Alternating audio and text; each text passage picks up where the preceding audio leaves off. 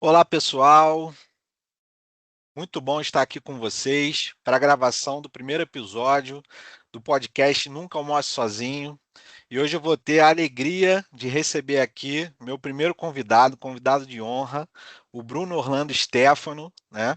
Um amigo de longa data. A gente vai contar um pouquinho aí dessa história, mas não é só por isso que ele está aqui, pessoal. Pelo contrário, a amizade é paralela, mas a competência do Bruno é notória, pública, né? E vai, ao longo da nossa conversa, tenho certeza que vai ficar isso muito claro para vocês. Então, só fazendo aqui um breve resumo da formação e da trajetória do Bruno, que depois a gente vai, com muito prazer aqui juntos nessa conversa, destrinchar. O nosso convidado hoje é engenheiro de produção, formado pela Universidade Federal Fluminense de Niterói, é CFA Chart Holder desde 2017, né, uma das certificações do mercado financeiro mais bem vistas no mundo inteiro, não só no Brasil, e também tem um MBA pelo COPEAD, né, o FRJ, a Escola de Administração e Negócios da FRJ. Bruno tem ampla experiência na parte de finanças corporativas, fusões e aquisições, né, um tema que a gente vai explorar bastante hoje, estratégia, inteligência de mercado, participou ativamente de diversas operações de M&A, totalizando aí mais de US$ 1 bilhão no total do volume transacionado, desde do buy side quanto o sell side, a gente vai falar um pouquinho disso, e atualmente ele está ocupando a posição de partner, né, de sócio na Matix Capital, uma boutique de consultoria e M&A, né, especializada no mercado de futebol e líder, né, no Brasil em números de transações concluídas e no volume de investimento direto captado para o futebol brasileiro. Bruno, prazer enorme estar aqui com você hoje. Obrigado por você ter aceito o convite. Antes da gente entrar na parte de perguntas e respostas, que vai ser a característica do nosso podcast, até no vídeo de divulgação eu falei que não vai ter maquiagem, então a gente vai ser aqui bem franco, né? Mas queria que você falasse um pouquinho, só para dar um oi para a galera, um salve para a galera aí. Boa. Cara, primeiro, obrigado aí pelo convite. Para mim é um prazer, é uma honra aí fazer parte do teu projeto. É uma responsabilidade grande de ser o primeiro convidado do projeto aí. Acho que te desejo sucesso e acho que faz sentido aí você falar com muita gente do mercado. E o pessoal entender um pouquinho como é que é a vida real e a trajetória de alguns profissionais do mercado aí também. Acho que é sempre legal de ouvir da experiência do pessoal. Você falou, é bem por aí, cara. Assim, eu sempre tive facilidade, curiosidade com o número, com essas coisas, por isso que eu fiz engenharia. Depois acabei indo para o mercado de finanças ali, porque também era uma coisa que eu sempre gostei e profissionalmente foi me levando para aquilo. E acho que o passo do CFA foi um pouco natural. Depois a gente pode entrar um pouquinho mais nisso. E depois eu acabei indo para o mercado mais corporativo, mesmo que indo para a parte de finanças. E eu senti em dado momento que tanto eu queria voltar a estudar em uma parte mais de gestão mesmo, e por isso fiz o MBA do Copead, como achei também que me diversificava ali de ter esse background um pouco mais financeiro pelo CFA e de gestão pelo MBA. Acho que assim, é uma coisa que a gente sempre. Eu gosto muito de estar estudando sempre, né? Eu leio bastante e tal, mas acho que eu sempre fui um cara mais da sala de aula e menos de conseguir me virar sozinho. Então acho que foi por isso também que eu voltei e fiz esse MBA e tudo mais, e eu gosto sempre de estar antenado e fazendo coisas e cursos aí para me manter atualizado. É um pouco por aí e vamos bater nesse papo sobre minha trajetória, o que eu puder ajudar também aí para quem estiver vendo e tudo mais. Sim, não, perfeito, Bruno. Acho que vamos ter uma conversa riquíssima, né? Então vamos devagarzinho agora destrinchando um pouco essa trajetória belíssima que você vem construindo aí. Então, quando a gente vê lá o seu LinkedIn, né, você começou a sua formação com a sua graduação em engenharia de produção na UF, né? E a gente vê que logo cedo você já decidiu se envolver com a empresa júnior da engenharia da UF, que é a Meta Consultoria, né? A gente Uhum. deve ter feito aí, apesar de ser um pouquinho mais velho que eu, meu veterano, né? Deve ter feito a disciplina de introdução à engenharia de produção. E a gente leu aquele livro, né? Que o título do livro, a meta do Elian Uhum. Hugo Dra, ele fala e com certeza deu esse embasamento para o nome da empresa Júnior. Mas Sim. queria ouvir um pouco de você, como que foi esse seu início e o quanto que a sua formação, né, um pouco mais hard em engenharia, a gente sabe que a engenharia tem todo aquele ciclo básico de cálculo 1, cálculo 2, álgebra linear, física, né? O quanto que essa formação técnica sólida em engenharia foi importante para você no primeiro momento e depois também como é que foi esse seu primeiro contato com a empresa júnior, por que que você decidiu e o que que isso foi começando a você definir mais ou menos o que que você gostava, o que que você não gostava tanto, tanto que você chegou a ocupar o posto de diretor financeiro da Meta Consultoria. Então, conta um pouquinho para a gente aí da contribuição da sua formação em engenharia e desse seu primeiro contato na Meta Consultoria. Boa. Cara, então, primeiro, é assim, engraçado, né? Porque antes de entrar na faculdade, eu fiz um curso técnico, né, no Cefet, e um curso técnico que não tinha nada de técnico, né? Assim, que eu fiz um curso de turismo, né? Turismo e Caramba! entretenimento, que era um curso novo no Cefet, que inclusive já até acabou.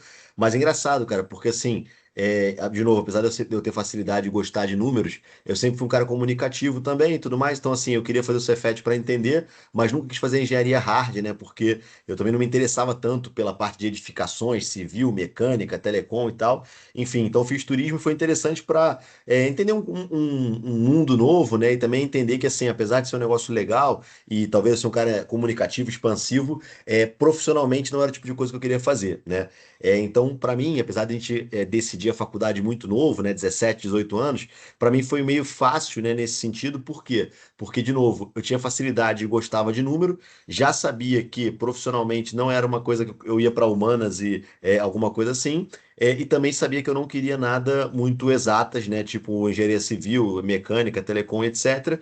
E aí então eu acabei ficando ali um pouco por economia, administração, engenharia, e achei que engenharia de produção me abria um pouco mais esse leque, né? Então foi por isso que eu escolhi engenharia de produção, passei para UF, acho que assim, faculdade muito boa também. A meta também é uma coisa que acho que incorporou mais a minha formação, né? E aí, só falando rápido de meta, né? Você tem razão, o meta tem a ver, né? Foi embasado no livro do Eliyahu Goldratt que a gente lia no começo lá para entender um pouco de onde Grande surgiu a engenharia de Emanuel, produção. nosso professor, né? Exato. Emanuel.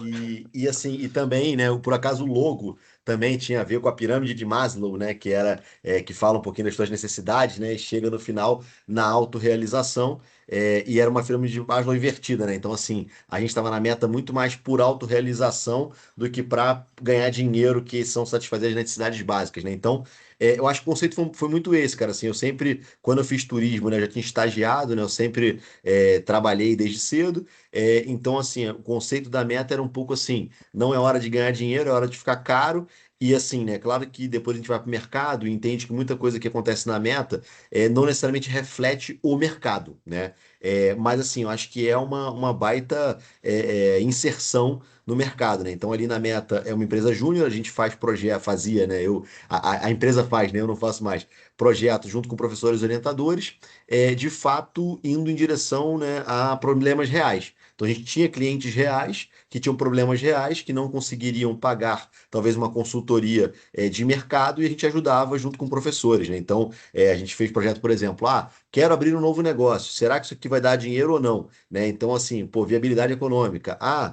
Pô, tenho aqui uma sala, preciso colocar ar-condicionado, quanto que eu coloco e tal, etc. Então assim, problemas de diferentes engenharias ali que a gente fazia, né? Então eu tive a oportunidade de fazer o projeto numa área de estratégia, projeto numa área de qualidade, depois fui da área de negociação e eu sempre fui da área do financeiro, que lidava um pouco com o financeiro corporativo, né? Então, gestão de caixa, planejamento financeiro e tudo mais. Então, assim, eu te diria que foi muito importante, cara, para entender um pouco, de certa forma, de um mercado, né? De um mercado de consultoria, aprender a fazer coisa para os outros, né? Em diferentes coisas. Então, assim, ao mesmo tempo que eu estava num projeto, eu estava às vezes negociando outro projeto e tinha minhas atribuições de financeiro também, então acho que te dá um panorama geral aí de diferentes coisas. É, e assim, acho que foi importante para dar esse start ali, né? Como a gente conseguia conciliar bastante com a faculdade, acho que foi legal antes de fazer um primeiro estágio, né? E aí, falando assim, não só meta, mas como a engenharia de produção como um todo, eu acho que a engenharia de produção especificamente é um ferramental da engenharia, como você falou, básico, né? De não só cálculo, né, como física, como resolução de problema, a gente tem programação e tal, então acho que te dá todo um ferramental ali de lógica, né, para você, de fato, resolver problemas da vida real, e a engenharia de produção também, ela te faz flertar com o mundo mais de finanças, de administração, de estratégia, que te dá uma visão um pouco menos ali do chão, né, mas também te dá uma visão um pouco mais estratégica, né, E é, corporativa, né? corporativa e estratégica mesmo, assim, de você conseguir olhar a organização como um mecanismo de produção, né? E olhar Sim, todos os problemas ali. E acho que isso foi legal, cara, assim, acho que fechando esse capítulo de UF, método e tudo mais, porque assim, eu estagiei em diferentes coisas, né? Então eu estagiei em logística, depois estagiei em logística no Jornal o Globo, né? Então, assim, na época que ainda se vendia jornal, isso tem bastante tempo. Depois estagiei numa empresa de oil and gas. Depois, meu primeiro emprego foi na área de consultoria mesmo, consultoria operacional. Depois fui para o mercado financeiro, então assim, e eu, entre aspas, né, ainda mais para esse nível inicial, eu não senti dificuldade em nada, né? Assim, foi muito tranquilo de plugar. Claro, tem a adaptação inicial, mas você tem todo um ferramental para você performar em diferentes indústrias, né? Então, eu acho que foi muito por aí que a UF, Engenharia de Produção, e a Meta me ajudaram aí nesse começo. sim. Não, muito interessante. Já já eu vou, inclusive, aproveitar esse gancho do estágio para a gente poder aprofundar um pouco mais, mas para a gente poder só falar um pouquinho mais do capítulo UF e do capítulo Meta aqui. Você citou aí, né, um pouco algumas ideias de projeto que você passou na Meta, né? Mas eu queria, se você tivesse que destacar um projeto que mais te marcou, que você falou, pô, cara, bacana, realmente assim, é a engenharia de produção que eu quero, e quem sabe até já um insight para ir mais mesmo para esse caminho de finanças e dentro já da meta se candidatar para essa cadeira de diretor financeiro. Teve algum projeto que você destacaria? E a segunda pergunta você falou dos professores tutores, né? Que os projetos eles tinham participação de professores tutores. Também, se você, claro, sem demérito nenhum dos outros que não vão ter o nome citado, que a gente sabe que a nossa formação ela foi construída por vários professores, mas se teve algum professor, tanto na parte durante a sua formação ou até mesmo como tutor de algum projeto na Meta, que você também, de alguma forma, sentiu ali uma contribuição diferente que se você achou bacana e que você destacaria? Cara, assim, eu acho que da Meta, eu talvez não destacasse nenhum projeto específico, assim, acho que até teve um projeto específico que eu fiz na parte de estratégia e tal, que achei que foi legal, com umas incubadoras lá em Recife, né, parte de inovação, que acho que foi bem interessante, mas assim, não te diria que foi por isso que eu escolhi, tive certeza do caminho e tudo mais. Eu acho que foi a vivência como um todo, assim, entender o tipo de projeto, o tipo de problema que a gente conseguia resolver na Meta, e que pela nossa engenharia a gente conseguia, né, tá ali, tá antenado entre aspas, resolver de tudo junto com os professores e tudo mais, né? Assim, esse projeto, por acaso, quem acompanhou mais foi o professor Sérgio Messena, que ele tinha mais essa pegada de incubadora, de inovação e tudo mais, e Sim, também estratégia, então acho que eu aprendi bastante com ele. Mas acho que na faculdade em si, a gente teve outros professores também ali, que eram da área de finanças, que acho que foram muito legais também, né? Assim, acho que, não sei se você teve aula com o ACM, né? Que ele era um cara mais de finanças, que eu acho que ele era um cara muito bom tecnicamente, né? E sim. acho que foi uma formação interessante técnica. E o outro professor foi o Ricardo Bordeaux também, né? Não sei se chegou a ter aula com ele, que ele tinha também toda a área técnica, mas é o tipo de pessoa que eu gostava, no sentido de ele conseguia aplicar, né, os exemplos teóricos na vida prática. Ele foi um cara que foi executivo de empresa, então ele sempre tinha uma história para contar, era um cara de bom trato também. Então eu acho que estaria esses três caras aí como referentes também interessante. Não, excelente. Com certeza tive privilégio de ter aula com o Ricardo Bordeaux e realmente concordo com o que você falou.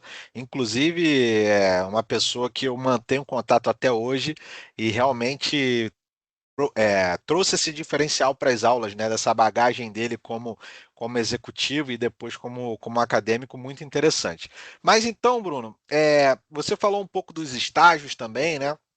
Eu queria entender o seguinte: você estagiou em várias empresas diferentes. Você, em algum momento, tinha algum planejamento ou nessa época você ia tentando, claro, fazer o melhor, escolhendo ali o melhor que ia aparecendo, mas você já foi escolhendo um estágio para o outro, já pensando em se aproximar mais do mercado financeiro, que pelo que a gente entende foi até a sua primeira função, né, pós-estágio, digamos assim. Sim. Cara, não, assim, eu acho que a gente. primeiro, né, comecei na meta ali e acho que foi bom porque eu consegui conciliar muito do fato de estar na faculdade, então não precisei também, né, me preocupar com distância e tudo mais. E aí, quando a gente normalmente tem um tempo ótimo ali na meta, no máximo 2 anos, foi o que eu fiquei, uma galera fica um pouquinho mais, um pouquinho a menos e tal. Então, eu comecei já a olhar alguns estágios, né? Então, assim, na época o Rio era um pouquinho melhor.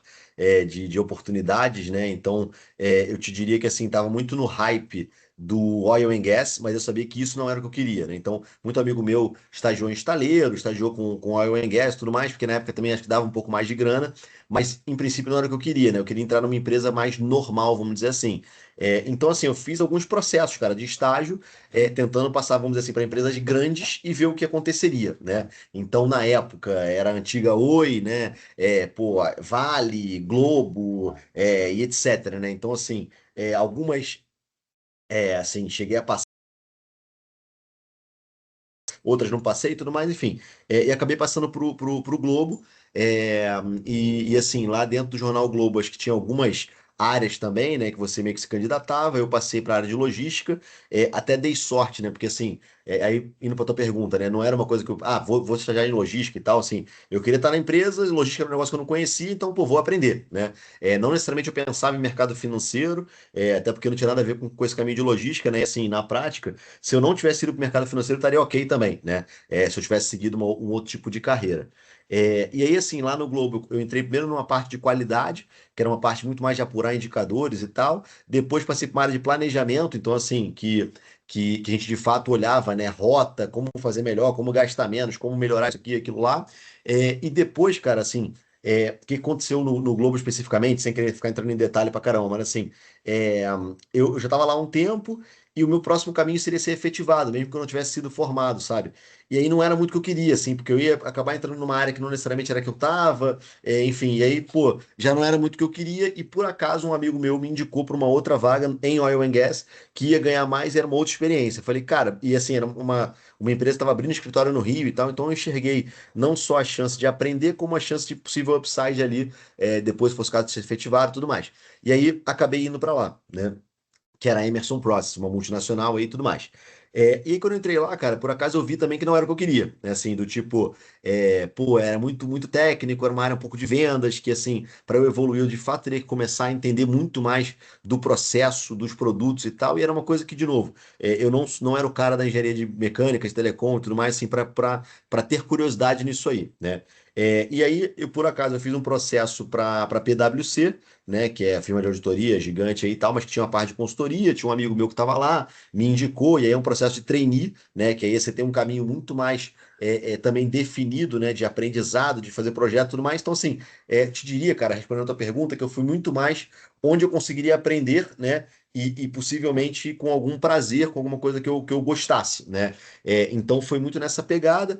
Na verdade, a PwC foi meu primeiro emprego CLT, mas eu ainda estava na faculdade, né? E depois, cara, assim, a minha ida para o mercado financeiro foi muito por acaso, assim, eu sempre gostei do mercado financeiro, tinha um amigo que sempre trabalhou no mercado financeiro, a gente trocava essa ideia, e aí, cara, pintou uma vaga na empresa dele, ele falou, cara, pô, acho que é a hora aí de te chamar para trabalhar com a gente aqui e tal, faz uma entrevista lá e vamos ver, assim, acho que o perfil é um cara curioso, pô, que consiga resolver problema, inteligente e tal, parará, assim, não tem nenhum background técnico que você precisa ter por enquanto, vem para cá e a gente vai te desenvolver. E foi nessa que eu entrei no mercado financeiro, cara. Então, assim, te diria que o meu caminho foi, entre aspas, muito mais por acaso, do que desenhado para o mercado financeiro. Perfeito. Acho que essa sua colocação deixa claro que o estágio, né, é um momento da carreira justamente da gente experimentar, né?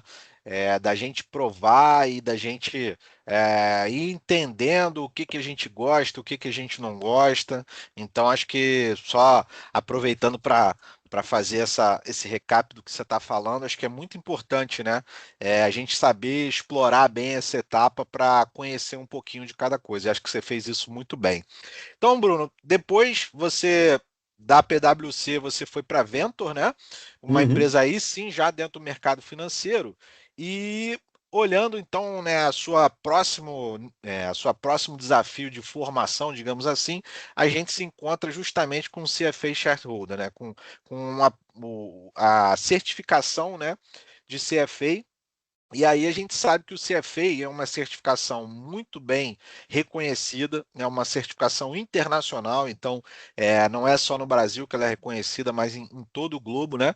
E você tirou essa certificação lá em 2017, e eu queria que você falasse um pouco para a gente aqui, né, olhando para trás, o que foi mais difícil para você, né? A gente sabe que é uma certificação que, além de ser difícil, ela tem 3 provas, né? Então você tem que ter ali talvez muita resiliência, muita paciência, muita determinação, né? Mas eu queria ouvir de você, olhando para trás, né? Hoje, claro, já formado, já com uma carreira sólida, o que você entende que foi o mais desafiador para você nessa sua trajetória até você conquistar o CFA Charterholder?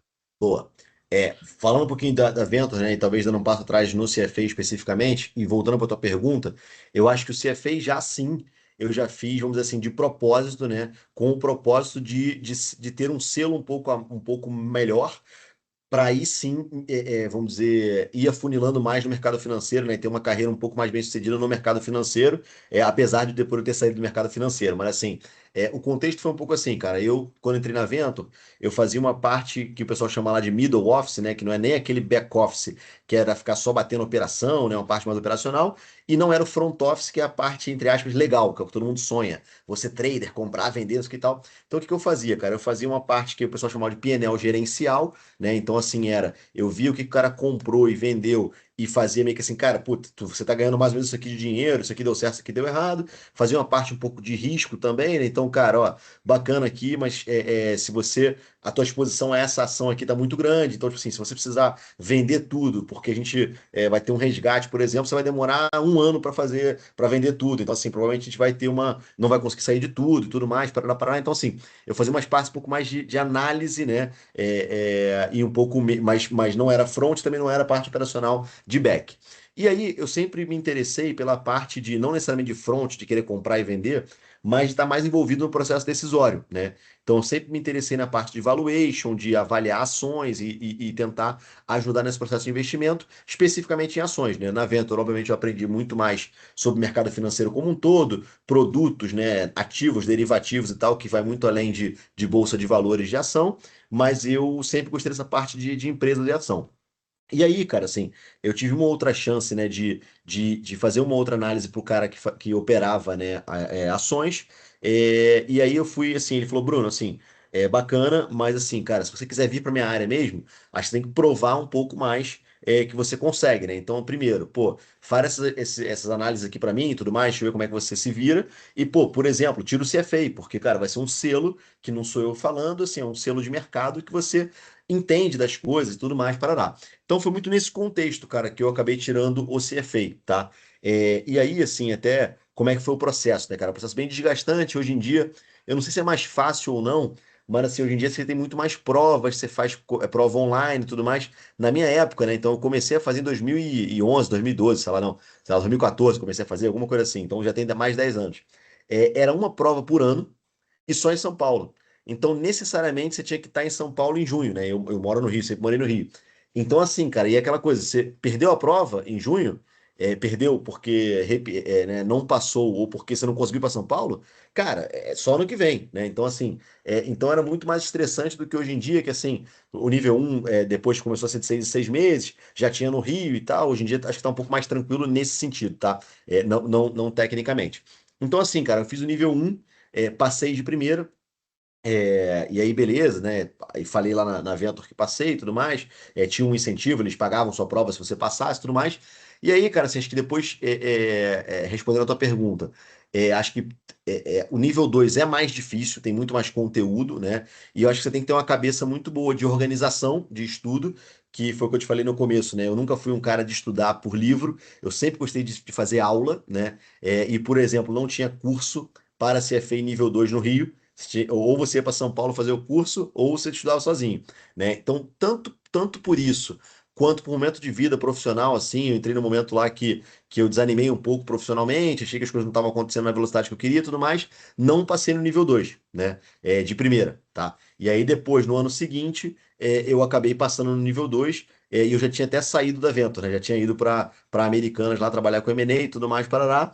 E a mesma coisa para o nível 3, né? Aí depois foi uma outra realidade, mas assim, no nível 3 eu já estava na Americanas, já estava com muito mais responsabilidade, né, e tal, então assim, eu meio que não consegui me organizar para estudar, porque aí a carga de trabalho mesmo já estava muito complicada, e quase que assim, tendo que escolher entre performar no trabalho ou estudar mais, eu acabei escolhendo performar no trabalho, o que se pagou, né, em nível de trabalho, ao mesmo tempo me cobrou um preço de ter que fazer mais uma prova do CFA, né? E pagar por isso também depois. Mas então, assim, acabou que eu fiz o CFA, não fiz em 3 anos, né? Ou enfim, 2 anos, né? Não foi que eu passei no nível 1, 2, 3, então em 2 anos estava dando. Eu acabei tendo que fazer 5 provas, né? Uma do nível 1 e duas do nível 2, duas do nível 3. Mas foi um pouco por isso, cara. Assim, acho que foi a certificação em si, além de ser um selo, eu acho que você de fato aprende muito, cara, porque a ideia é que ela passe por todos os aspectos relevantes de finanças, né? Desde finanças corporativas, como para quem quer ser um CFO, como finanças para quem quer investir, né? Então, você passa por derivativo, você passa por avaliação de empresas, você passa por diferentes instrumentos.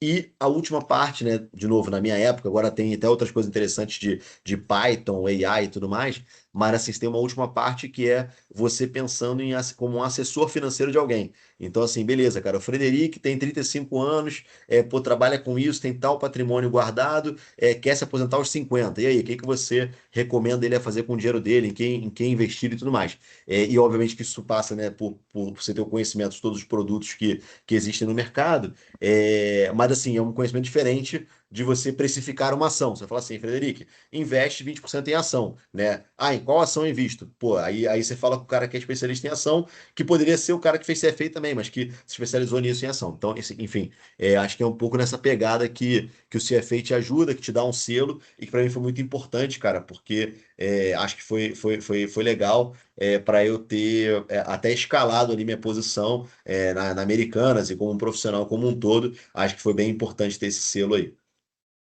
Bacana demais, Bruno, muito legal. E acho ótimo você ser transparente aqui e dizer que você, por vários motivos aí ao longo, né, do processo, você precisou fazer a prova 2 uma segunda vez, fazer a prova 3 uma segunda vez também, porque isso também deixa claro que, assim, a gente vai ter uma audiência muito divergente no sentido de que, diversa, perdão, vamos ter, eu espero, né, do nosso programa desde estagiário até CFO nos ouvindo. Então, se alguém que estiver ouvindo estiver passando por algum momento que talvez, né, não conseguiu ser aprovado em alguma das provas do CFA, se isso é realmente relevante, se é uma coisa que ele decidiu fazer, eu acho que o seu exemplo é muito bom. Ou seja, né, sacode a poeira, levanta, meu irmão, e vai para a próxima, vai para cima, porque você não ter passado uma vez não quer dizer que na próxima tentativa você não possa passar. Então, acho muito bacana também essa sua transparência, né? Porque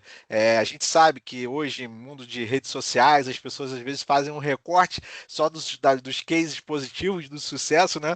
Mas a gente sabe que tem muito suor, tem muito esforço e tem também, às vezes, alguns reveses que aparecem que a gente tem que contornar e continuar caminhando aí em rumo ao nosso objetivo. Então, muito bacana Total. isso.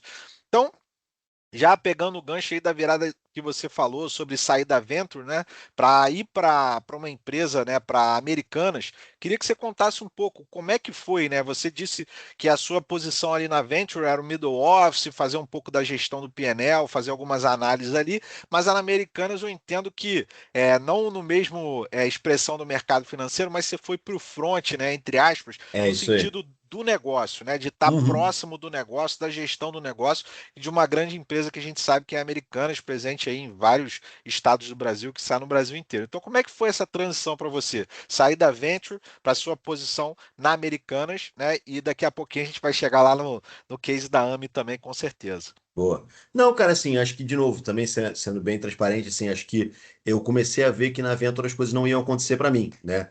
Acho que tanto por uma questão de momento, como por questão minha também, né? Acho que, assim, lá atrás, eu sempre falo isso para todo mundo, assim, acho que me faltou um pouco de maturidade e até um pouco de senioridade para entender como lidar, né, com as demandas que eu poderia ter entregado, né, para poder mostrar que eu podia ir para uma área mais de front e tudo mais. Então, assim, senti também, aí eu tive até vamos dizer assim,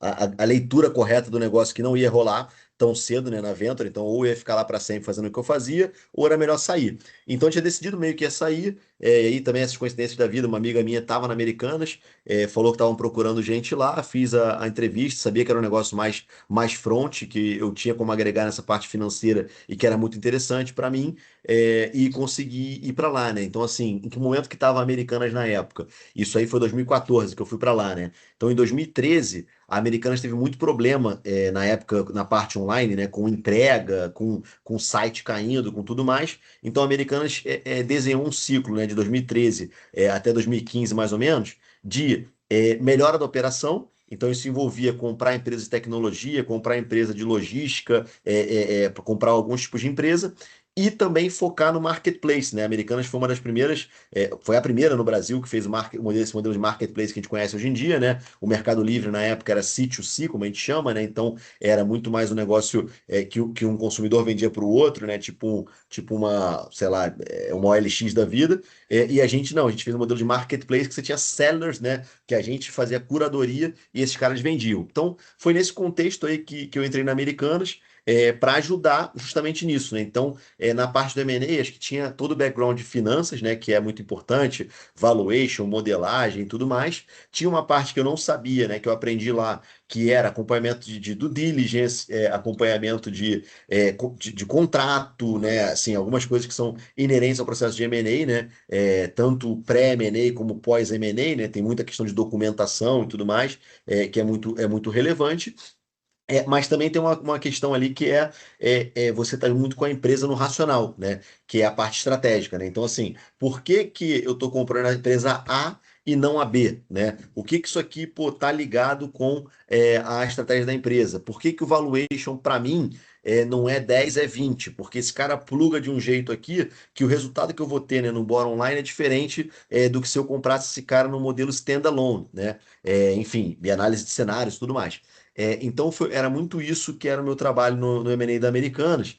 E aí, assim, foi também interessante, porque, cara, aí, assim, nesse primeiro ciclo de M&A ali, pô, a gente comprou uma empresa de tecnologia que fazia plataforma, né, para outras empresas, então a ideia era plugar, bombar o marketplace. Eu participei da venda de uma empresa, a gente tinha uma Decolar.com nossa, né, que era Submarino Viagens, tanto no Brasil quanto na Argentina, então eram duas empresas, eu vendia as duas, né, porque a ideia era focar no core, que era e-commerce e marketplace, que seria o nosso futuro.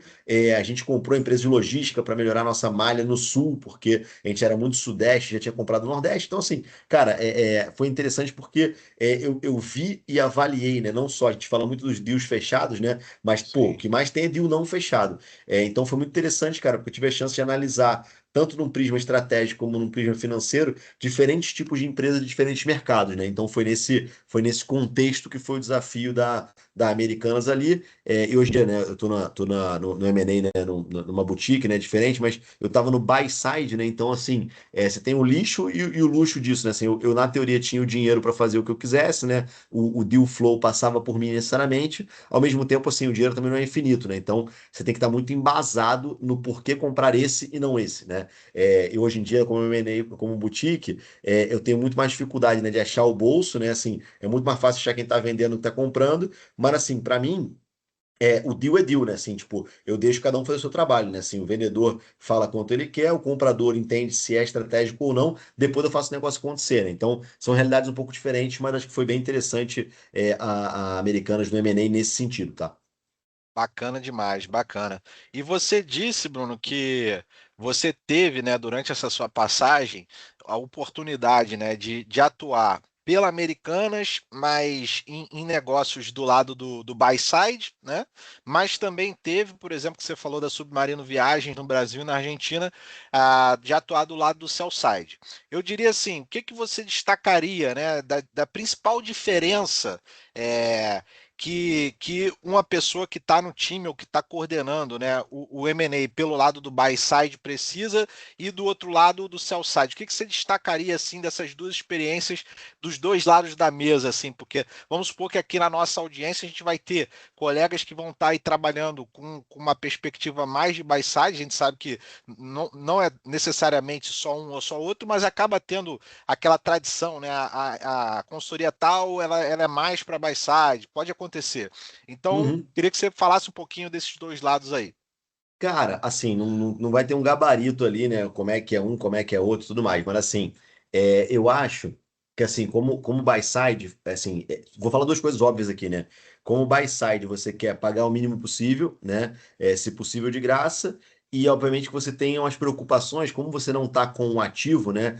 A pessoa que está te vendendo, ela só fala o que ela quer, né? Você tem que garantir, você tem uma gestão de risco ali um pouco diferente, né? Então, assim, você tem esse processo de diligência e de contrato, que vou te dar um exemplo real aqui. A gente analisou uma empresa que no final a gente comprou, que, beleza, cara, essa prática aqui ela fazia errado. Era, sei lá, o ICMS XYZ, que, pô, se tudo der errado, o custo vai ser, sei lá, 200 milhões. Pô, e era um negócio que a gente fez por 300 milhões. Então, assim, pô, beleza, cara. O que acontece? Imagina que tudo deu errado e eu fico com 200 milhões na mão, eu tenho que pedir esse dinheiro de volta para o comprador, porque a culpa é dele, não foi minha, né? E aí, se eu já paguei 300 milhões na mão dele, será que ele vai querer me indenizar em 200? Será que ele vai ter esse dinheiro? Como é que eu me protejo, né? Seja na vida real, seja no contrato em relação a isso, né?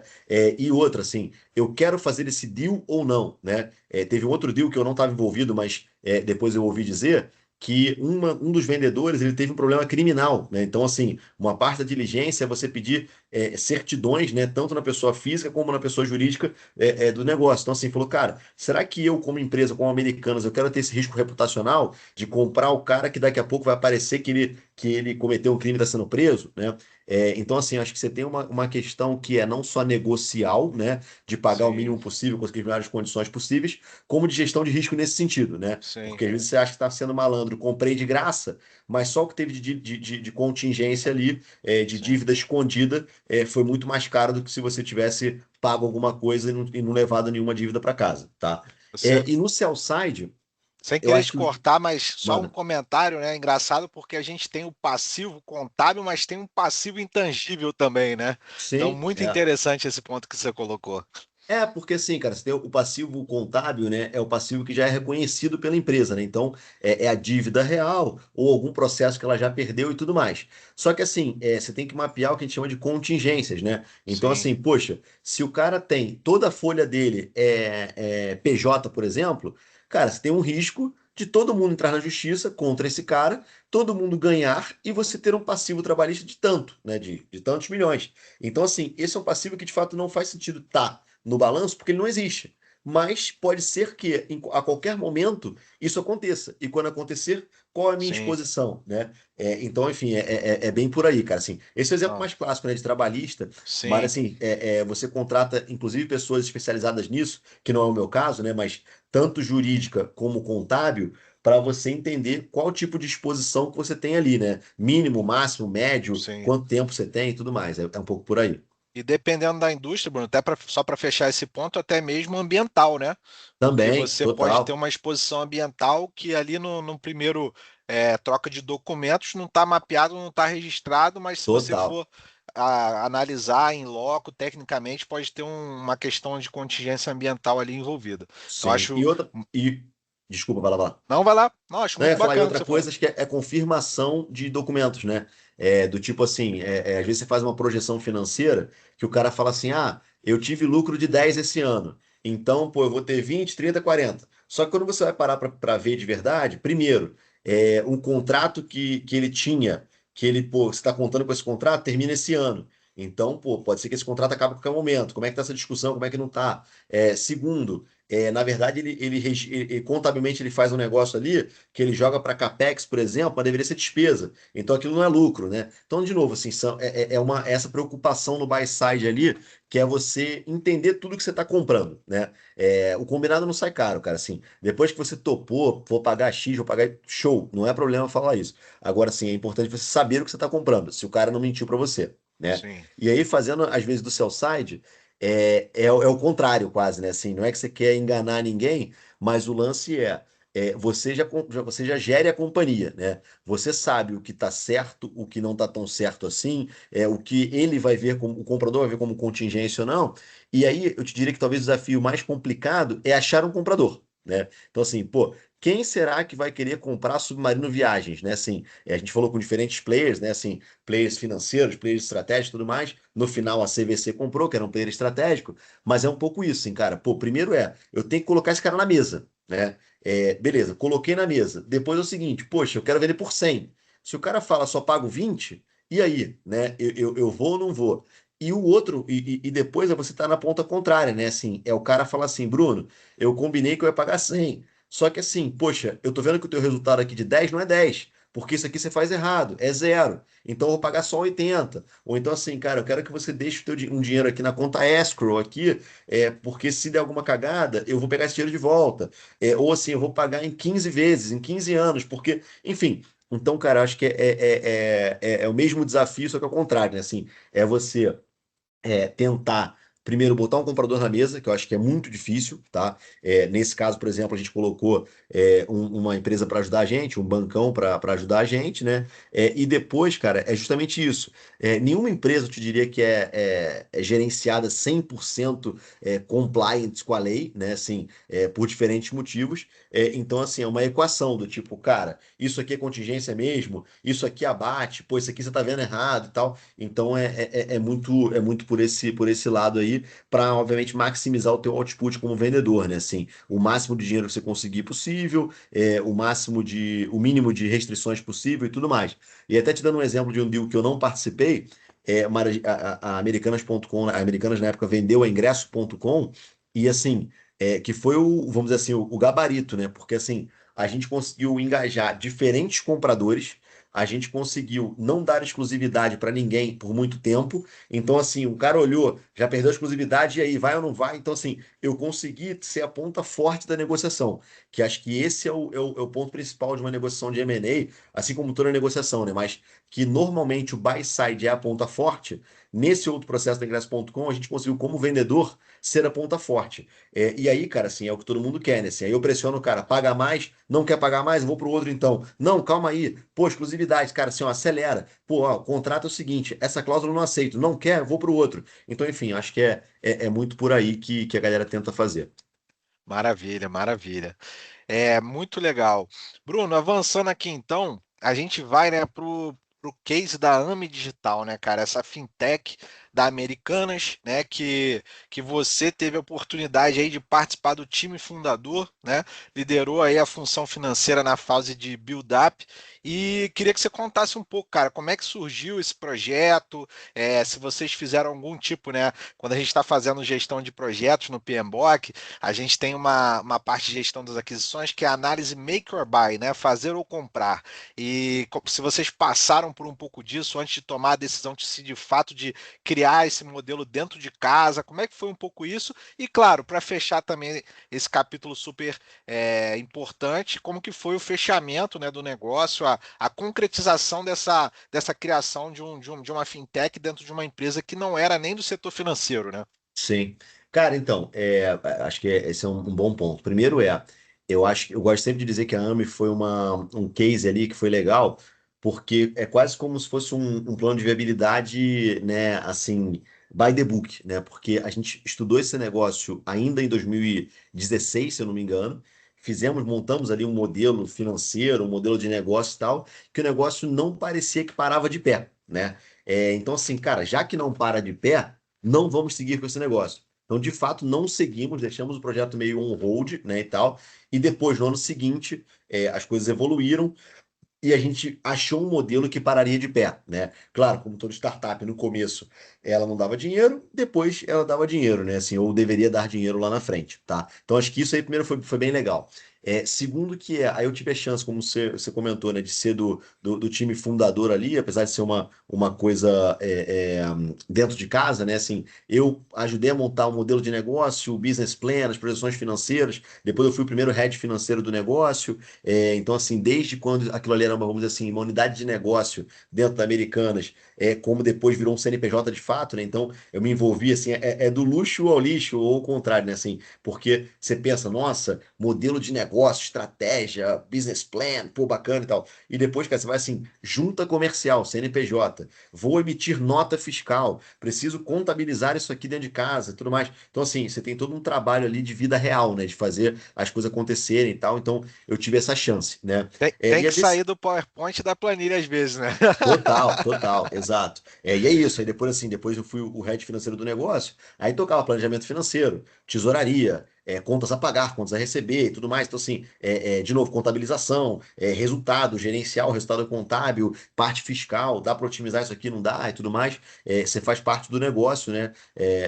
Quase como se fosse um CFO ali do negócio, né? Para garantir que tá tudo compliant com as regras, você tá pagando o teu imposto certinho, mas também gerando negócio, conseguindo fazer a coisa virar, ficar rentável ali.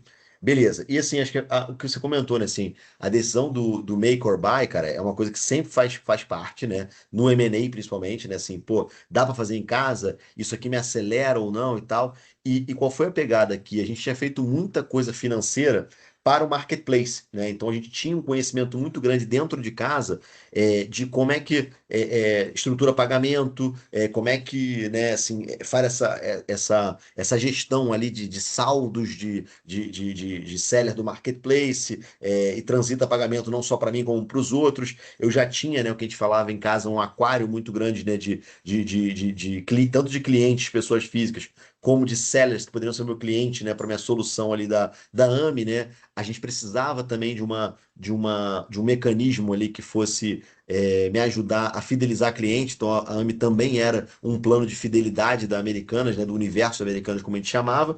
Então houve essa discussão, mas assim, a gente via na época, né, isso tem muito tempo, que basicamente assim, as carteiras digitais que tinham lá eram muito pequenas, talvez assim, a gente, na verdade o que tinha era, sei lá, PayPal, né, que era gigante, ou assim, um cara muito pequenininho no Brasil que estava começando, né? Então assim, pô, para começar, para eu pagar alguma coisa pro cara para começar junto comigo, começo eu, porque eu tenho dentro de casa aqui, né, assim, eu tenho um desafio um pouco menor de integração, a galera já conhece os times aqui e tudo mais, né? Tem obviamente um desembolso um pouco menor.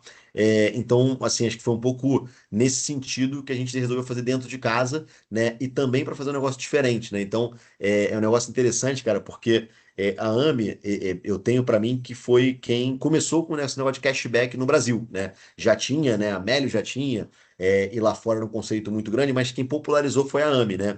E a gente conseguiu fazer um negócio, cara, que eu confesso que eu não acompanho mais esse mercado tanto, mas que até quando eu acompanhava ninguém tinha conseguido fazer, que era a gente conseguiu fazer uma carteira diferente para cashback e para dinheiro normal. Então, assim, eu conseguia fazer de fato o saldo de cashback ser promocional. Cara, você só consegue usar para comprar aqui, para fazer isso, para fazer aquilo, para fazer aquilo. Enquanto outros caras, tipo o PicPay da vida e tal, eles não conseguiam na época, né? O cashback ele voltava para a conta do cliente e o cliente podia sacar, se ele quisesse, né? Então perdia um pouco desse fomento, né? A fidelidade, a recorrência e tudo mais. Hoje em dia, o Sim. modelo que o pessoal tem de cashback é um modelo muito mais assim, você tem um cupom, ou então você tem um cashback aqui para usar na loja, mas expira em 30 dias e tal, é um negócio muito mais restrito, né? E eu acho É. que na AMA a gente conseguiu fazer um negócio muito mais legal, muito mais amplo, né? Do que hoje em dia tem, do que a galera conseguia fazer e tudo mais. Então acho que esse foi o lado bom de ter feito dentro de casa. Claro, com erros e acertos, né? Assim, eu lembro que a primeira versão do sistema, cara, era um negócio assim, um sistema que ele ia sobrescrevendo coisas em cima dele mesmo, né, e tal. E para mim, como financeiro, era bizarro, porque assim, cara, como é que essa transação aqui era 100, agora mudou para 90? Não pode mudar. Assim, o negócio, assim, ele tem que sobrescrever, ele bota sobrescrever não, desculpa, ele tem que compor, né, assim, bota menos 10 em cima aqui, de forma tal que o net foi 90, mas assim, eu preciso ter todos os movimentos, que ele entrou como 100, depois não sei o que e tal, não sei o que. Então, enfim, em dado momento do tempo, o pessoal reescreveu o sistema todo, né? Mas assim, então com erros e acertos, cara, foi um negócio que foi bem interessante de fazer, e que teve essa decisão do make or buy, né? E a gente entendeu que a gente tinha todos os atributos para fazer de maneira até mais rápida, né? Do que se fosse engajar no M&A, mais barato e tudo mais. E foi muito nesse contexto aí. Imagino que você teve que, durante esse período, trocar muito com o pessoal da TI, né?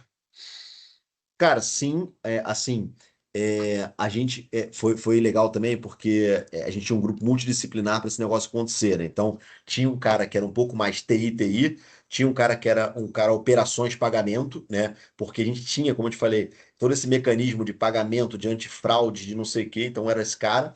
Depois tinha um cara mais comercial, tinha uma galera que era um pouco mais RH e tudo mais. Então, assim, era um grupo, cara, que todo mundo. Cara, vou precisar de um minuto aqui, Fred, rapidinho, desculpa. Tá, tranquilo, tranquilo, faz parte. Essa aplicação de uso, como é que vai ser o design, UX, UI, essas coisas assim. Então, cara, acho que foi bem interessante porque eu também tive muito contato com isso tudo, né? Eram discussões que o pessoal falou, pô, sei lá, imagina, cara, o chargeback tá muito alto, né? Pô, tá tendo muita fraude. E aí, estamos fazendo o quê? Como é que funciona? Então, é o tipo de coisa que eu aprendi pra caramba de estar nesse grupo multidisciplinar. Muito bacana, Bruno.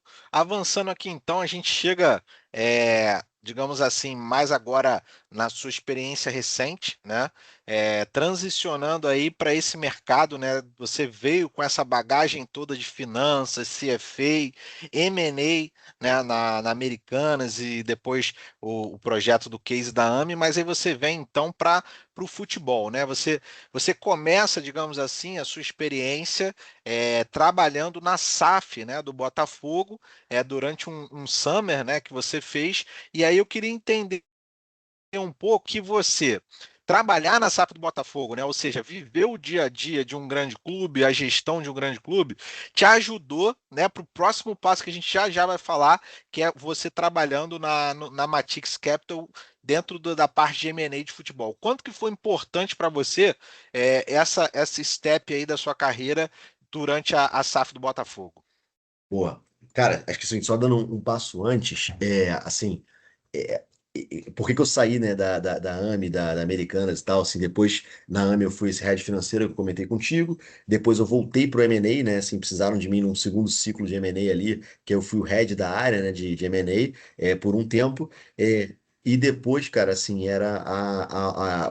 o meu próximo passo seria voltar para a AMI para tocar o financeiro de novo, né, então, assim, eu já estava com muita dúvida, né, se era o que eu queria ou não, né? Seguir um pouco dessa carreira de financeiro, de CFO, ou se era M&A, o que eu queria fazer e tudo mais.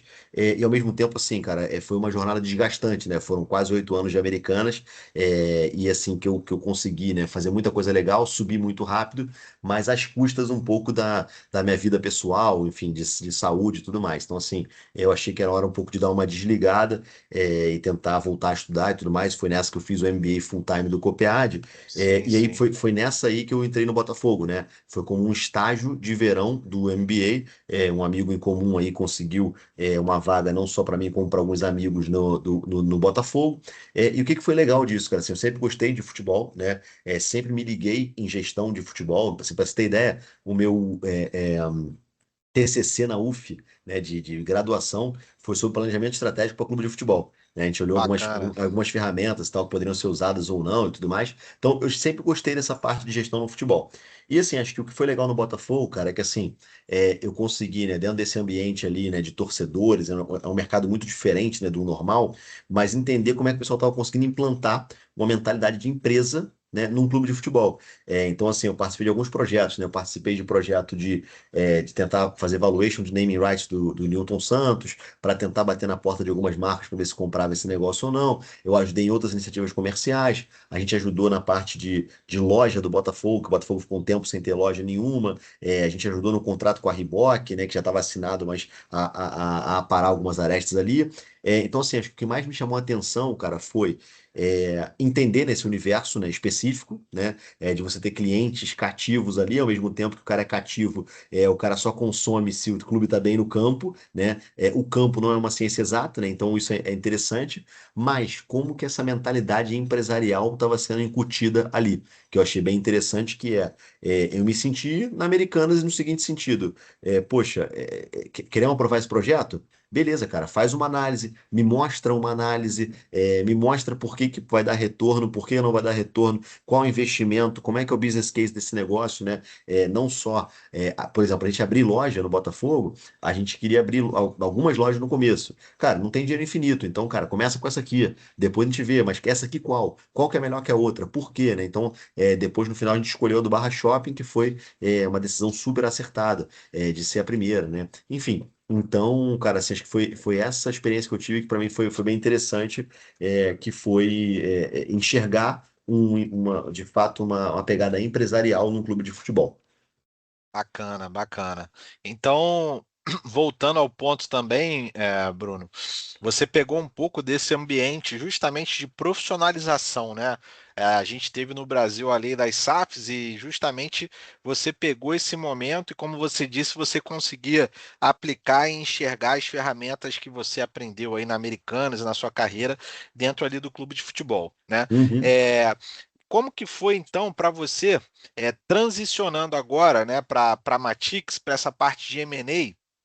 Você vinha de um ambiente, né, que tinha essa questão de vendas, de varejo, etc., e você entrar num ambiente que tem muita paixão envolvida, né? Você sim, como que você fez para tentar nessa sua nova função, né, é, equilibrar o lado muito técnico seu, de muito embasamento, de número, de análise, com esse lado da parte passional do torcedor, da mídia, da questão das torcidas. Como é que foi para você esse desafio?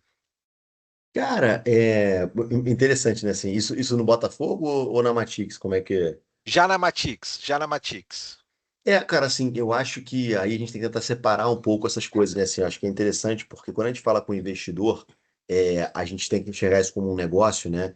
E aí a gente tem que ir um pouco nessa linha da paixão. Então, por exemplo, aí é na hora de escolher o ativo, né? Então, vou dar um exemplo aqui. Por que que eu vou falar dois exemplos esdrúxulos, né? Por que eu Aham. compraria sei lá, o Grêmio, né? E não compraria o Juventude?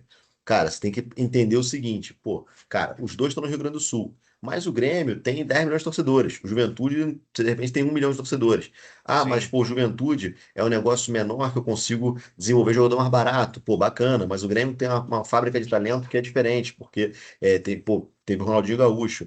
Quando eu falo de paixão, eu consigo engajar muito mais isso aqui. O patrocinador é muito maior aqui do que no Juventude e tal. Então, assim, eu acho que é nesse sentido que a gente tenta, né, fazer essa equação e mostrar para o investidor o valor que tem essa paixão, né? E obviamente que a gente faz tudo também com benchmark, né? Então, assim, pô, o Grêmio ter 10 milhões significa que ele é top 5, top 10 de torcida do Brasil. Não é o 10 milhões per se, né? Porque dos 10 milhões nem todo mundo consome, nem tudo mais, e etc. E esse também é o risco, né? Às vezes você fala com o investidor, o cara quer falar o seguinte, Bruno, eu quero comprar um clube no Brasil para desenvolver jogador, mandar para fora. Eu não quero um clube com torcida, porque eu não quero ninguém enchendo meu saco aqui e batendo na minha porta, e tal. A gente viu o que aconteceu, por exemplo, no Coritiba, né? Que agora tá bem, mas em dado sim. momento o clube estava mal, o pessoal ficou lá, botou protesto na cidade, botou panfleto na porta da empresa que comprou, entendeu? Assim e tal.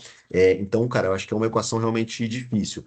Mas eu acho que o que a gente tenta fazer de novo, muito mais essa profissionalização e mostrar o valor que tem na mesa ali a gestão, porque os clubes são basicamente uma marca gigante com consumidores cativos. Então, assim, como que você consegue tirar o melhor suco desse negócio, né?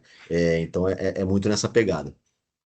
Certo. E imagino que vocês também tenham que, quando vocês estão assessorando um comprador, né, vocês tenham que trabalhar num plano de pós M&A, né, no sentido de que você tem que entrar, talvez até, não sei se é a melhor expressão, com um choque de gestão ali, para que você consiga fazer o seu business case, ter um VPL bacana, um payback bacana. Como é que para você, né, agora trazendo de novo, né, a gente caminhou do lado bem racional, bem hard, para o lado passional, agora voltando um pouco, né? Como que você faz para poder, junto com o comprador, né, estruturar esse plano de pós-M&A? Como é que é? Como é que funciona essa parte? Então, assim, acho que esse deveria ser o nosso maior valor, né? E aí, de novo, acho que tem tudo o benchmark, mas também tem como fazer, né? Então, claro, tudo vai depender de case para case. Então, se eu compro o Botafogo, pô, é um case de títulos, né? E sucesso esportivo e, obviamente, que calcado também no desenvolvimento de jogadores, venda de jogadores e tudo mais.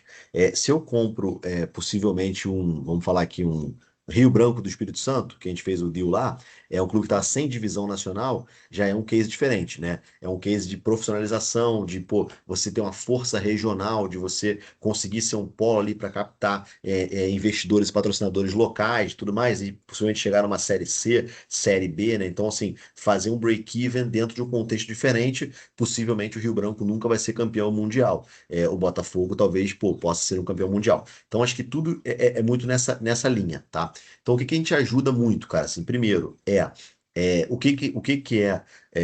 o teu, assim, o teu patamar básico, né? Então, assim, por exemplo, cara, tem que ter um scout aqui, pô, você tem que ter, enfim, bom relacionamento com agentes e tudo mais.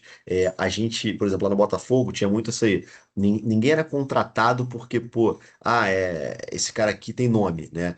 Tinha todo um scout por trás. Mas mais do que isso, cada jogador ele era per se um business case. Então, assim, eu vou comprar o Bruno por tanto, pô, mas cara, transações comparáveis. O Bruno tá barato, tá caro? Não, tá no mercado, tá um pouquinho mais barato. Quanto ele vai vir ganhar? Pô, vai vir ganhar X. Pô, ele ganha mais ou menos do que, pô, esse cara aqui que é na mesma posição. Não, tá na média. Pô, não, tá mais alto. Então vamos puxar para baixo. Beleza, cara, ele me ajuda aqui em que sentido na equipe? E depois, qual é a minha saída, né? Assim, como é que eu vendo esse cara? Não, pô, esse cara aqui, o Bruno tá com 20 anos, daqui a 3 anos com 23 ele tem muito mercado ainda, pô, sei lá, no mercado árabe, né? E, pô, tem um monte de gente que foi vendido aqui pelo dobro do preço que a gente está comprando. Então, o meu case é um pouco esse aqui e tal.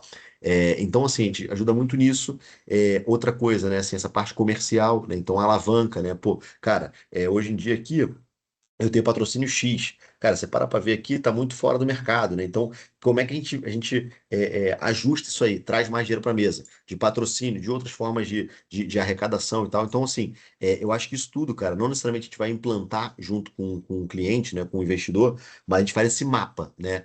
Acho que o Vasco é um caso muito clássico, né? Assim, pô, você pega lá quanto que o Vasco fatura e para a torcida que tem, tá muito atrás, né? Eu acho até que o Pedrinho tem feito um bom trabalho agora, né, nesse sentido, porque é isso aí, assim, cara, é fazer catch-up de patrocínio, fazer catch-up de um monte de coisa, de contrato de camisa, né, e tudo mais, porque tem um valor escondido ali muito grande. Então, acho que a gente ajuda, né, não só fazendo M&A, que acaba que é um pouquinho receita de bolo, né, você se adapta em cada processo, mas é sempre a mesma coisa, mas mais do que isso nesse mercado de futebol, que a gente entende muito pô, ó, eu compraria o Vasco porque tem a alavanca X, Y, Z, W, assim, eu dou um pouquinho de mapa para o cara executar, né? E acho que para terminar essa parte, especificamente em futebol, tem uma questão muito importante que é a gestão do passivo, né? Ainda mais assim, esses clubes que eram associações e que estão virando SAF agora, como foi o caso do Vasco, né? Fizeram RJ e tal, mas não só RJ, como o próprio Fluminense, né? Que não é SAF ainda, e outros clubes fazem RCE, né? Um regime centralizado de execuções.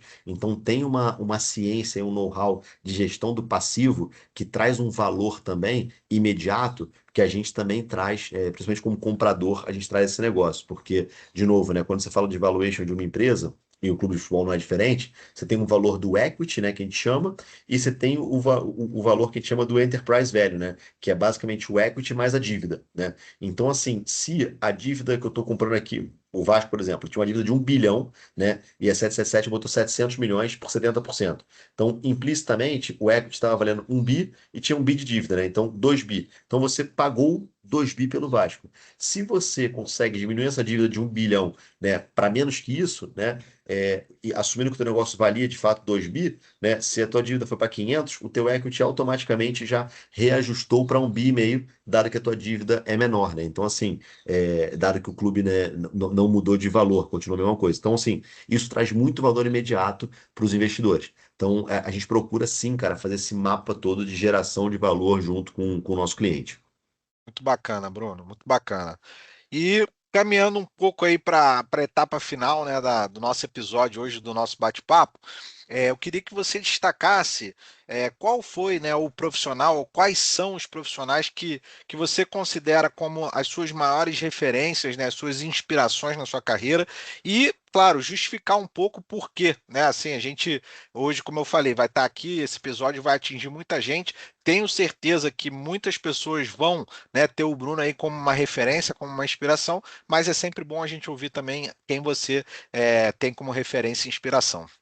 Pô, cara, não tô na dúvida ainda se eu falo nomes ou não, mas assim, porque são alguns exemplos, assim, cara, eu acho que é legal, porque cada um tem seu perfil, né? Assim, eu tenho o meu perfil, que não necessariamente sou igual a esses caras que eu vou citar, mas tem um que eu me espelho muito, né, que foi meu chefe na Americanas ali, que é o Eduardo Langoni, que era do M&A, e aí eu tento ser um pouco igual a ele, apesar de não sermos iguais, que é assim, cara, ele tem um background técnico muito bom, né? É um cara que é de finanças, que, pô, manja, né, de conta. O cara fez MBA lá em Chicago e tal. Então, assim, não preciso nem dizer, um cara feraça. E ele também era um cara muito de negócio e era um cara de bom trato, um cara que conseguia lidar com a equipe, né? Então, assim, é um cara que eu penso nesse sentido, assim. A gente fica muito pensando, né, pô, deveria ter o background técnico ou comportamental. E acho que ele conseguiu ter os dois, né? Então, é um pouco de como eu tento ser. Eu acho que eu tenho um background técnico importante, até por formação, mas eu acho que assim, para fazer as coisas acontecerem, você tem que ter um ferramental de lidar com o time, né, e lidar com outras partes, seja investidor, seja conselho, seja, né, outros stakeholders ali do negócio. E acho que ele transitava muito bem nesse sentido, né? Ele sabia se portar muito bem diante de diferentes públicos ali. Então acho que isso é o que eu levo muito dele, né, de ser um cara técnico, mas também ser um cara pessoa, né, nesse sentido, tá? E aí, assim, acho que tem outros caras que eu também aprendi muito, né? E aí que eu levei pra mim. Teve um cara que trabalhou comigo na AMI, né? Que ele era muito, fazia acontecer, entre aspas, né? Era quase como se fosse um cara inconsequente, no sentido de assim, cara, ele, missão dada era missão cumprida. O cara não pensava muito nos meios, né? Para atingir o fim. Mas, cara, a gente estava de fato numa época que o fim era o importante. Então, cara, esse cara fazia acontecer. Então, assim, Entregava. eu acho que isso foi um negócio interessante. Eu não sou muito assim, mas assim, cara, de fato, tem horas que você tem que entregar. E aí, cara, assim, os fins justificam os meios, sabe? Assim, pô, beleza, gastamos mais dinheiro do que precisava? Beleza, gastamos, mas entregamos, sabe? Assim, a gente tava nessa pegada na época da AMI de Blitzscaling, acho que é um profissional diferente de mim, mas que eu acho que pode ser referência para outros aí, principalmente nessa parte comercial, de crescimento e tudo mais. E acho que, por fim, cara, um cara que eu conheci até no Botafogo, que era comercial, e assim, cara, comercial acho que tem essa pecha de ser um cara meio enrolador, né? Pô, e tal, sempre hahaha e tal. E, cara, assim, é interessante porque esse cara, ele era muito bom de relacionamento, ele era um cara que conseguia falar com todo mundo, um cara agradável de falar, ao mesmo tempo ele não perdia tempo, sabe assim? Então, ele conseguia ser legal e pragmático ao mesmo tempo, sabe assim? Ele não entrava em furada, ele não ficava de conversinha sem objetivo, sabe? Então, assim, esse também foi um negócio que me pegou muito, sabe? Porque ele conseguia, dentro do possível, ser pragmático, ser agradável, mas ao mesmo tempo cortar quando estava indo por um caminho que não fazia sentido para ninguém, entendeu? Enfim, acho que são algumas referências que eu tenho aí para alguns comportamentos que eu preciso ter na vida profissional. Muito bacana, Bruno. A gente falou bastante aí da toda a sua formação, né, técnica, toda a sua trajetória de curso, certificação, mas também queria aproveitar esses momentos finais aqui agora, perguntar, né, dos livros que você já leu, se tem algum livro que, digamos assim, te marcou positivamente e você gostaria de recomendar, né, pensando agora, assim, para pessoal que está construindo a carreira, que está, né, construindo essa trajetória sólida, que quer construir uma trajetória sólida como você construiu. Tem algum que você recomendaria? Cara, você me pegou um pouco aí, assim, eu acho que tem diferentes livros aí que foram bem legais, né, para diferentes contextos, tá? Eu vou citar um especificamente, que eu acho que talvez tivesse que recomendar, seria o que eu recomendaria, mas eu vou citar outros aqui também mais específicos, tá? Vamos Que é pegar um top o. 3, então. É, um que eu gostei muito, cara, é o do Nassim Taleb, né? Que é o como é que é? Fooled by Randomness, né? A tradução seria enganado pela aleatoriedade, né?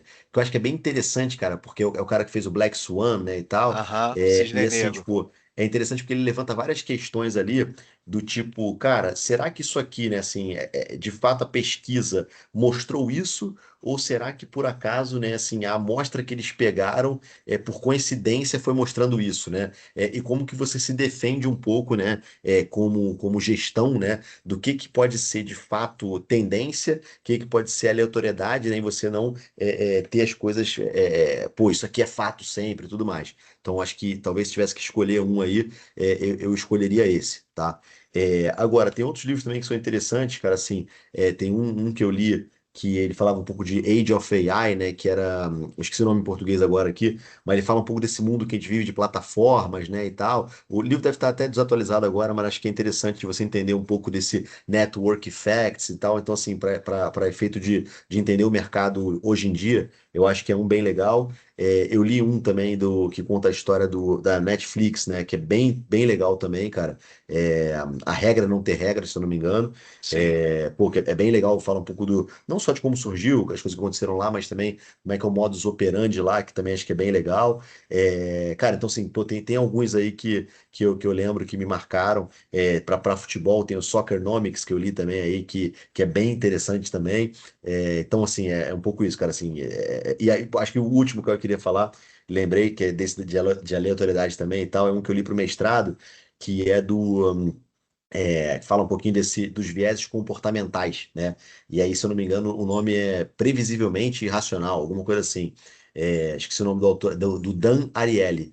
E aí, cara, interessante porque ele vai mostrando de uma maneira quase que lúdica, né? Algumas coisas, como é que a gente tem alguns vieses, né? Por que que quando é 1,99 a pessoa compra e se fosse R$ 2 não comprava, né? Ele fala um pouquinho de qual é o racional psicológico, né, real, e ele mostra um pouco de alguns experimentos que foram feitos, né? Então, assim, acho que é uma coisa que você consegue facilmente se relacionar com o livro, é bem legal, cara. Bacana demais, muito bom. E só aproveitando o gancho, né, desse seu último livro, não vai, infelizmente não teremos tempo para falar disso, mas existe um ramo da finanças que está crescendo muito, que são as finanças comportamentais, né? Que eu acho Total. que tem bastante a ver com o que você está falando, essa questão dos viés e tudo. Então fica aí essa sugestão para a galera, se quiser pesquisar também sobre isso. Por exemplo, um clássico de finanças comportamentais é o Rápido e Devagar, né? Não tem como Exato. a gente falar de finanças comportamentais sem citar o Rápido e Devagar.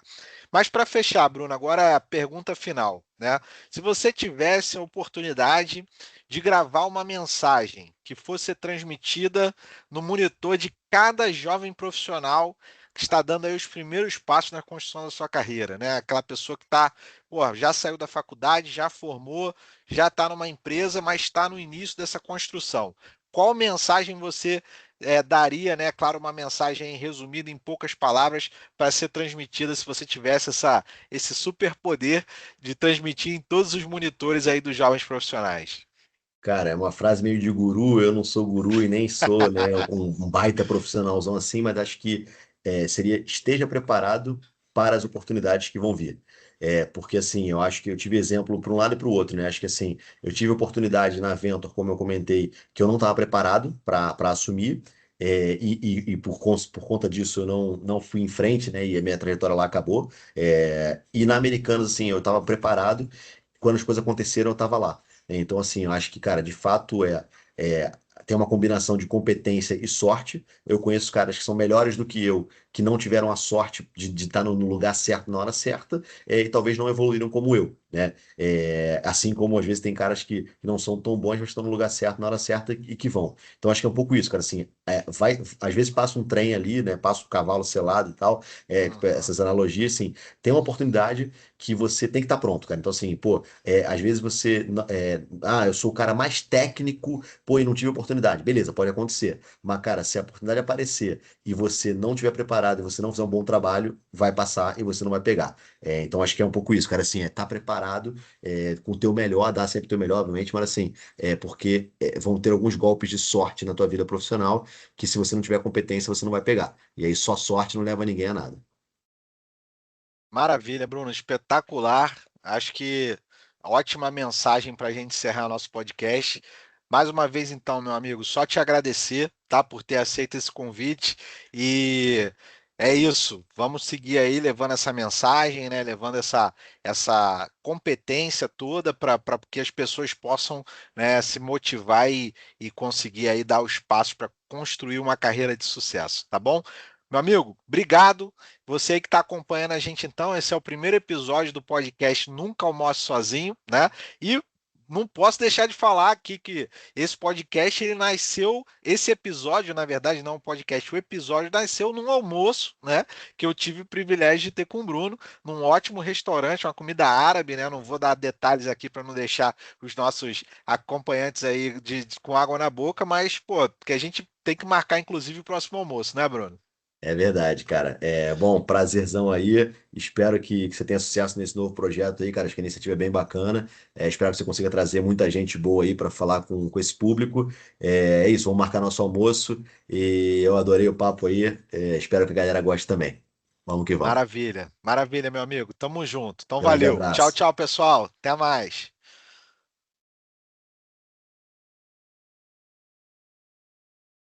Parando aqui.